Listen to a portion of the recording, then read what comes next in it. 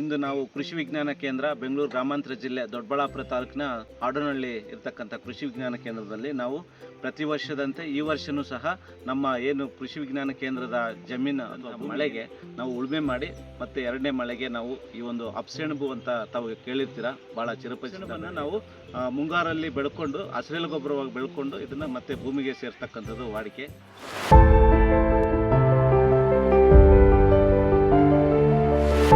ನಮ್ಮ ಜೊತೆ ನಮ್ಮ ಕೃಷಿ ವಿಜ್ಞಾನ ಕೇಂದ್ರದ ಬೇಸಾಯ ಶಾಸ್ತ್ರದ ವಿಜ್ಞಾನಿಗಳಾದಂತಹ ಡಾಕ್ಟರ್ ನಿಂಗರಾಜರವರು ಇದ್ದಾರೆ. ನಿಂಗರಾಜರವರು ಇದ್ರ ಬಗ್ಗೆ ಹೆಚ್ಚಿನ ಒಂದು ಮಾಹಿತಿಯನ್ನು ಕೊಡ್ತಾರೆ. ನಮಸ್ಕಾರ. ನಿಮ್ಮೆಲ್ಲರಿಗೂ ಇದು ಈ ಗಿಡ ಕಾಣಿಸ್ತಾನೆ ಇದೆ. ಇದಕ್ಕೆ ನಾವು ಇಂಗ್ಲೀಷಲ್ಲಿ ಸನ್ನೆಂಪ್ ಅಂತ ಕರಿತೀವಿ, ಕನ್ನಡದಲ್ಲಿ ಅಪ್ಸೆಣಬು. ಹಾಗೆ ಅದರದ್ದು ವೈಜ್ಞಾನಿಕ ಹೆಸರು ಕ್ರೊಟಲೇರಿಯಾ ಜುನ್ಸಿಯಾ ಅಂತ ಬರುತ್ತೆ. ಈ ಒಂದು ಕ್ರಾಪು ಭಾಳ ಒಂದು ಮುಖ್ಯವಾದಂತಹ ಕ್ರಾಪು ನಮ್ಮ ಮಣ್ಣಿನ ಫಲವತ್ತತೆಯನ್ನು ಮೇಂಟೈನ್ ಮಾಡಲಿಕ್ಕೆ. ಈ ಕ್ರಾಪನ್ನ ನಾವು ಪೂರ್ವ ಮುಂಗಾರಲ್ಲಿ ಬಿತ್ತನೆ ಮಾಡೋದು ಭಾಳ ಸೂಕ್ತ. ಬಿತ್ತನೆ ಮಾಡಿದ ನಂತರ ಒಂದು 45ರಿಂದ 50 ದಿನಗಳಲ್ಲಿ ಇದನ್ನು ಮಣ್ಣಿಗೆ ಸೇರಿಸಬೇಕಾಗುತ್ತೆ. ಈ ಸನ್ನೆಂಪಲ್ಲಿ ಸುಮಾರು 2ರಿಂದ 3.5% ಸಾರಜನಕ, 0.2ರಿಂದ 0.5 ತನಕ ಫಾಸ್ಫರಸ್ಸು ಅಂದರೆ ರಂಜಕ, ಅದ್ರ ಜೊತೆಗೆ 1ರಿಂದ 1.5% ಪೊಟ್ಯಾಶ್ ಕೂಡ ಹೊಂದಿದೆ. ಈ ಗಂಟುಗಳಲ್ಲಿ ರೈಜೋಬಿಯಂ ಅನ್ನೋ ಒಂದು ಸೂಕ್ಷ್ಮ ಜೀವಿ ಇದೆ. ಇದು ವಾತಾವರಣದಲ್ಲಿರುವಂತಹ ಸಾರಜನಕನ ಸ್ಥಿರೀಕರಣ ಮಾಡುವಂಥ ಶಕ್ತಿ ಹೊಂದಿದೆ.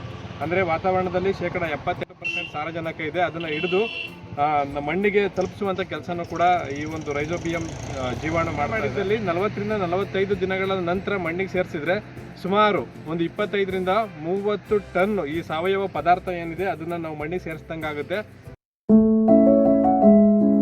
ಅದು ಆಲ್ಮೋಸ್ಟ್ ಒಂದು 40ರಿಂದ 50 kg ಸಾರಜನಕನ ನಾವು ಭೂಮಿಗೆ ಸೇರಿಸ್ದಂಗಾಗುತ್ತೆ ಒಂದು ಹೆಕ್ಟೇರ್ ಪ್ರದೇಶಕ್ಕೆ.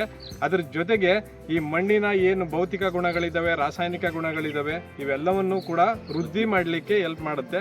ಅದರಿಂದಾಗಿ ಮಣ್ಣಿನ ಫಲವತ್ತತೆಯನ್ನು ಕೂಡ ಚೆನ್ನಾಗಾಗುತ್ತೆ. ಅದ್ರ ಜೊತೆಗೆ ಮಣ್ಣಲ್ಲಿ ಈ ತೇವಾಂಶನ ಹಿಡಿದಿಟ್ಟುಕೊಳ್ಳುವಂಥ ಶಕ್ತಿನೂ ಕೂಡ ಜಾಸ್ತಿ ಮಾಡುತ್ತೆ. ಈಗ ರೈತರು ಇದನ್ನ ಬರೀ ಮಣ್ಣಿನ ಫಲವತ್ತತೆಗೆ ಅಲ್ಲದಲ್ಲೂ ಕೂಡ ಇದನ್ನ ಕಳೆಗಳು ಸಹ ಕಳೆ ನಿರ್ವಹಣೆ ಮಾಡಲಿಕ್ಕೆ, ಈಗ ಈ ತೋಟಗಾರಿಕೆ ಬೆಳೆಗಳಾದಂತಹ ಅಡಿಕೆ ಇರ್ಬೋದು, ಇಲ್ಲಾಂದ್ರೆ ತೆಂಗಿರ್ಬೋದು, ಅವುಗಳಲ್ಲಿ ಕಳೆ ನಿರ್ವಹಣೆ ಮಾಡಲಿಕ್ಕೂ ಕೂಡ ನಾವು ಈ ಒಂದು ಬೆಳೆನ ಬೆಳೆಸ್ಕೋಬಹುದು.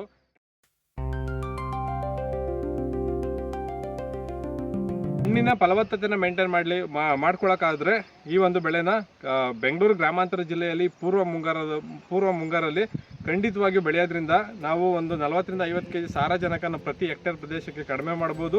ಅದಲ್ಲದೆ ನಾವು ಮಣ್ಣಿನ ಫಲವತ್ತತೆಯನ್ನು ಜಾಸ್ತಿ ಮಾಡ್ಕೋಬಹುದು. ಅದಲ್ಲದೆ ಇದ್ರದ್ದು ಬೀಜದಕ್ಕೆ ಬೇಡಿಕೆ ಕೂಡ ತುಂಬ ಇದೆ. ಎಲ್ಲ ರೈತರುಗಳು ಕೂಡ ಈಗ ಅವೇರ್ನೆಸ್ ಬಂದಿದೆ. ಹಂಗಾಗಿ ಈ ಬೀಜ 150ರಿಂದ 200 ರೂಪಾಯಿವರೆಗೂ 150ರಿಂದ 200 ರೂಪಾಯಿ ಬೀಜಕ್ಕೆ ರೇಟ್ ಕೂಡ ಇದೆ. ಹಂಗಾಗಿ ಬೀಜೋತ್ಪಾದನೆಗೂ ಕೂಡ ಓವರ್ ಆಲ್ ಆಗಿ ಹೇಳ್ಬೇಕು ಅಂದ್ರೆ ಈ ಒಂದು ಬೆಳೆನ ಈಗ ಈ ಅಪ್ಸೆಣಬನ್ನ ಬೆಳೆಯೋದ್ರಿಂದ ನಾವು ಮಣ್ಣಿನ ಫಲವತ್ತತೆನ ಚೆನ್ನಾಗಿ ಇಟ್ಕೋಬಹುದು.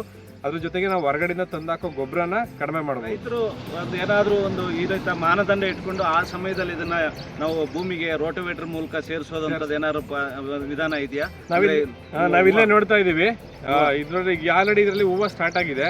ನಾವು ಮಣ್ಣಿಗೆ ಸೇರಿಸಬೇಕಾದ್ರೆ ಈ ತರ ಹೂವು ಸ್ಟಾರ್ಟ್ ಆಗೋಕ್ಕಿಂತ ಮುಂಚೆನೆ ನಾವು ಮಣ್ಣಿಗೆ ಸೇರಿಸಬೇಕು. ಅಂದ್ರೆ ಹೂ ಬಿಡಬಾರ್ದು. ಹೂ ಬಿಡೋಕ್ಕಿಂತ ಮುಂಚೆನೆ ನಾವು ಮಣ್ಣಿಗೆ, ಅಥವಾ ನಮ್ಮ ತೋಟದಲ್ಲಿ ಈಗ ಇಲ್ಲಿ ಏನು ಬಿತ್ತನೆ ಮಾಡಿದಂತ ಒಂದು ಎಲ್ಲ ಇದರಲ್ಲಿ ಒಂದು ಸ್ವಲ್ಪ ಅಲ್ಲಲ್ಲಿ ಹೂವು ಕಾಣಿಸ್ತಾ ಇದೆ. ಆ ಒಂದು ಸಮಯದಲ್ಲಿ ನಾವು ಮಣ್ಣಿಗೆ ಇದನ್ನ ಸೇರಿಸಬೇಕಾಗುತ್ತೆ. ಮಣ್ಣಿಗೆ ಸೇರ್ಸೋಕೆ ಈಗೇನು ರೋಟೋವೇಟರ್ಗಳಿದಾವೆ, ರೋಟೋವೇಟರ್ ಸಹಾಯದಿಂದ ನಾವು ಇದನ್ನ ಮಣ್ಣಿಗೆ ಸೇರಿಸಬಹುದು. ಒಂದು ಎಕರೆಗೆ ಎಷ್ಟು ಕೆಜಿ ಬಿತ್ತನೆ ಬೀಜ ಬೇಕು? ನಮಗೆ 25ರಿಂದ 30 kg ಬೇಕಾಗುತ್ತೆ ಒಂದು ಹೆಕ್ಟೇರ್ಗೆ ಪ್ರದೇಶ, ಅಥವಾ ಒಂದು 15ರಿಂದ 20 kg ಒಂದು ಎಕರೆಗೆ. ಒಂದು 25ರಿಂದ 30 kg ಒಂದು ಹೆಕ್ಟೇರ್ ಪ್ರದೇಶಕ್ಕೆ ಬೇಕಾಗುತ್ತೆ. ಅಡಿಕೆ ಮತ್ತೆ ತೆಂಗು ಅಡಿಕೆ ಮತ್ತು ಬಾಳೆಯಲ್ಲಿ ನಾವು ಇದನ್ನ ಅಡಿಕೆ, ಬಾಳೆ ಇರ್ಬೋದು, ಇಲ್ಲ ತೆಂಗಿರ್ಬೋದು, ಇದರಲ್ಲೆಲ್ಲ ನಾವು ಮಾವು ಇರ್ಬೋದು, ಈ ಹಂಗೆ ತೋಟಗಾರಿಕೆ ಬೆಳೆಯಲ್ಲೂ ಕೂಡ ನಾವು ಬಹುವಾರ್ಷಿಕ ಬೆಳೆಗಳು ಏನೇನಿದಾವೆ ಅವರಲ್ಲಿ ನಾವು ಇದನ್ನ ಅಂತರ ಬೆಳೆಯಾಗಿ ಬೆಳ್ಕೊಬಹುದು.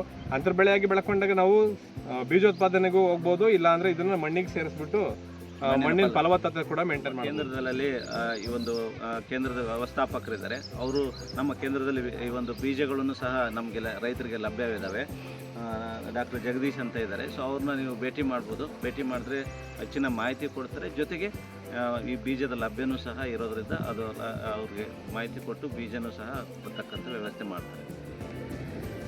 ಈ ರೀತಿ ಅಪ್ಸೆಣಬನ್ನ ಮಣ್ಣಿಗೆ ಸೇರಿಸೋದ್ರಿಂದ ಸುಮಾರು 15ರಿಂದ 25 ಟನ್ ಹಸಿರು ಗೊಬ್ಬರನ ನಾವು ಮಣ್ಣಿಗೆ ಸೇರಿಸ್ದಂಗಾಗುತ್ತೆ.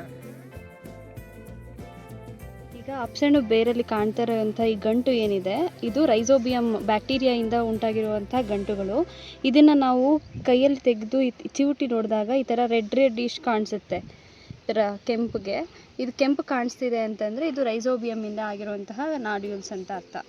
ಇದು ಏನಕ್ಕೆ ಉಪಯೋಗ ಆಗುತ್ತೆ ಅಂತಂದರೆ ನಮ್ಮ ಮಣ್ಣಿನಲ್ಲಿರುವಂತಹ ಸಾರಜನಕನ ಹಿಡಿದಿಟ್ಕೊಳ್ಳುವಂತಹ ಗಂಟುಗಳು.